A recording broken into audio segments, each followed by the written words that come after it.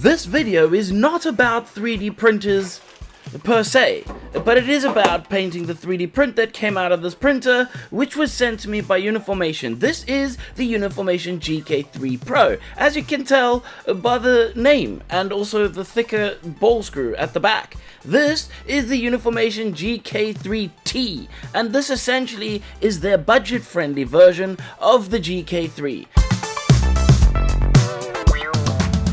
This video was in fact sponsored by Gatsu Studios, and that is a Patreon I'll tell you a little bit more about later, but for now, let's print this awesome Cammy model that they have available in their Patreon.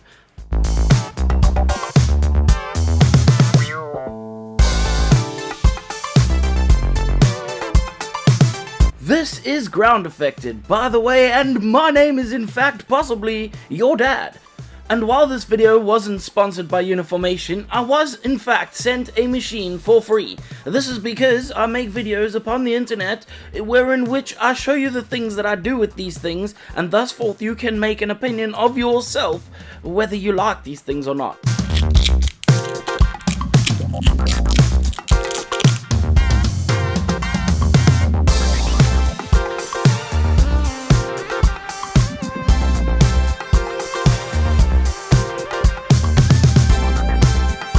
The key difference between the Uniformation GK3 Pro and the GK3T literally is two things really. It's the size of the Z-axis, which is the screw that goes up in the back. That little lead screw that you can see is a T screw. This one on the side is the ball screw. One's thicker, meant to last longer, but in my opinion, I don't think you're gonna outlast this thing. Seriously, it's not the most important thing. The actual important thing is the difference between them is the light source, and the T has got a 405 nanometer light source versus the 385 that is on the Pro, which is just really for printing clear and transparent stuff. But I'll be totally honest, they have both exactly the same screen, and so thus forth you get some incredible prints. It makes absolutely no difference, in my opinion, to what the prints look like coming out of each of these machines. They both look freaking fantastic. This Mad Max inspired model is not from Gatsu, but this is going to be available on my own Patreon, but I don't want to advertise too much about myself. But yes, I do have a Patreon, and this is actually probably a good time for me to tell you about the sponsor of this week's video. And this is Gatsu Studios. This is a Patreon over on Patreon where you get 4 new models every single month. They also have the not so safe for work versions of these models if you partake in that sort of model printing. I will leave a link in the description to go and find Gatsu. Go find them now. I was sent a bunch of paints from Gallery, who made that airbrush set there, and they said to me to test this stuff, but I'm not going to test it in this video. But what I am going to test is this primer that they sent me, because we all know that this is very expensive. As much as I love this stuff, if I can replace it with something a little bit cheaper and maybe a little bit less messy, actually, because that makes a massive mess, well then that might be helpful. So let's see how that goes, and I will let you know my thoughts at some point.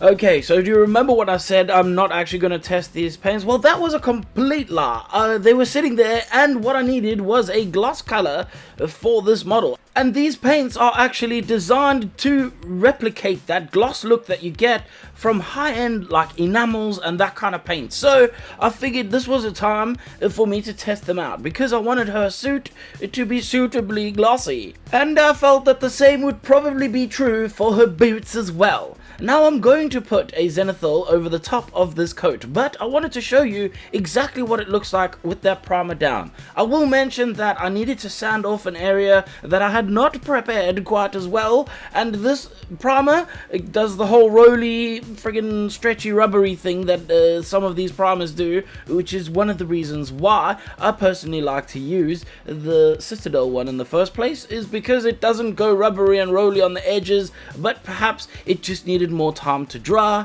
but who will ever know?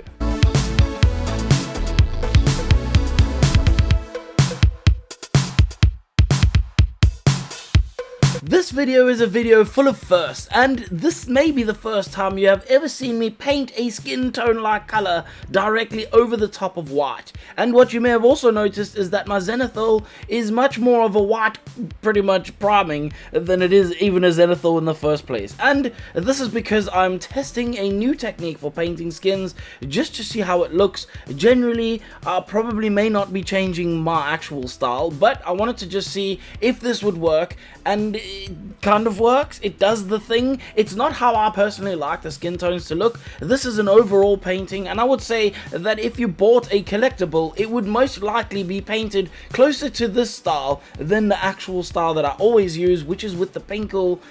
But obviously each person has their own style, and as a person who makes videos about painting models, I figured I would just show you a slightly different route for a change.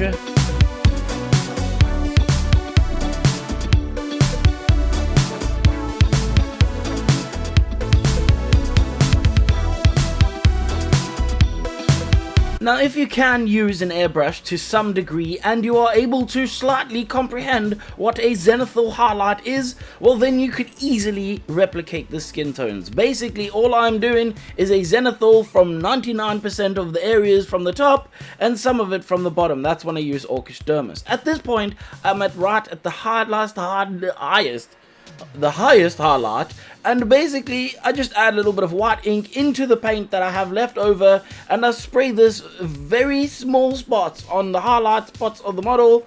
And then now I can move on to adding a couple of freckles. And I normally don't add freckles. To be honest, I really don't actually like having freckly skins. I like things really clean and crispy looking. So this is a technique I usually skip. But basically I just turn my airbrush really low pressure so that it sprays speckles, and I keep the part of the airbrush nozzle away as far as possible, and I paint it like that. Now I'm going to use this semi-gloss, which I'm pretty sure is meant to just be called satin, but I will go with semi-gloss. And I'm going to use this to seal the skin tones in, but also to give it a nice semi-gloss look, because that's what I feel might look good on this model. And I'll be honest, it did come out pretty cool. I'm going to now take some bright red that I have available from Vallejo, and I'm going to paint that over certain parts of this model, starting with the triangle that is on her chest. And then I'm going to glue these legs together, because it didn't feel like putting magnets in this model. I have just been moving my house, so I'm actually editing this video in between a bunch of boxes, and I really did not have the time to put magnets in for this model before I was able to get my house moved and make this model and the video.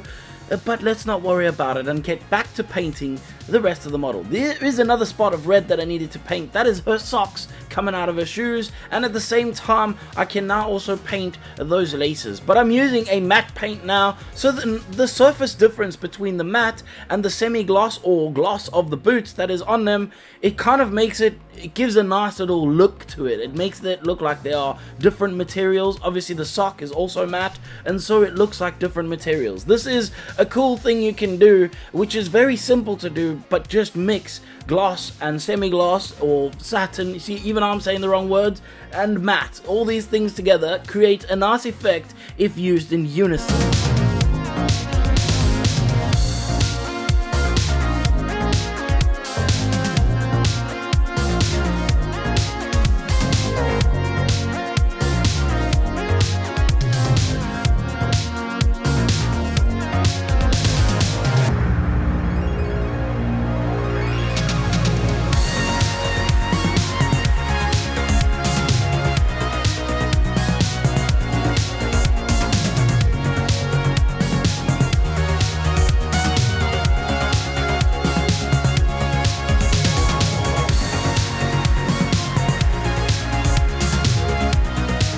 At first I painted the hair with this wooden color, so I thought that it makes sense for me to paint the eyebrows in this wooden color as well, but it looked like actual butthole, and so I ended up using this yellow ochre instead over the eyebrows. But for now I'm going to paint quickly all of the hair using yellow ochre. This is because she is a blonde lady and she needs to have blonde hair and not wood colored hair, otherwise it would look weird.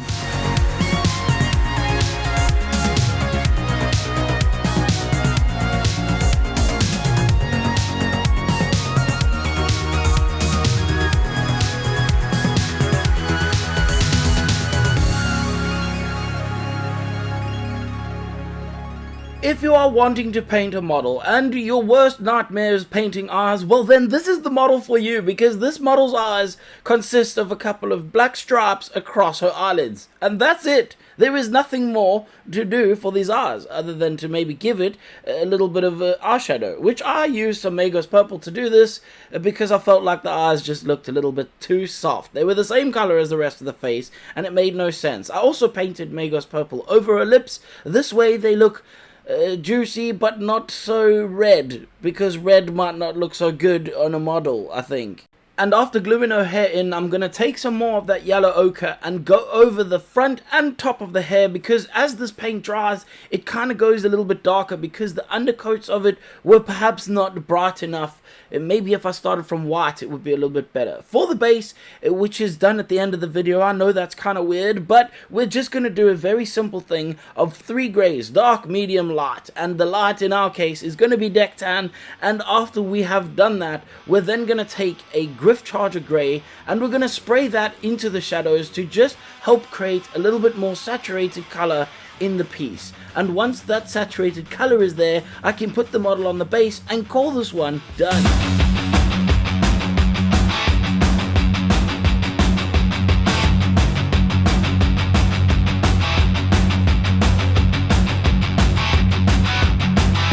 There was a bunch of stuff mentioned in this video, I know that, and I will leave links for everything in the bottom. All of these things will probably be affiliate links, which means you will not have to pay more, but if you buy through those links, then the channel will get some of the money that company has decided that they will give us, however much that will be. Yes, this is how things work, but I was not paid to show any of these things in this channel, other than the sponsor of the video, who of course is Gatsu, and you must go and check them out in the description down below. I do want to say a massive thank you for watching my video, and if you were watching this on the toilet, don't forget to wash your hands, because if you don't, well, that's freaking gross, dude. Now, the next thing I need to say is an even bigger thank you to my patrons. If you want a color palette for the colors that I used in this video, that is posted up on my Patreon every single week.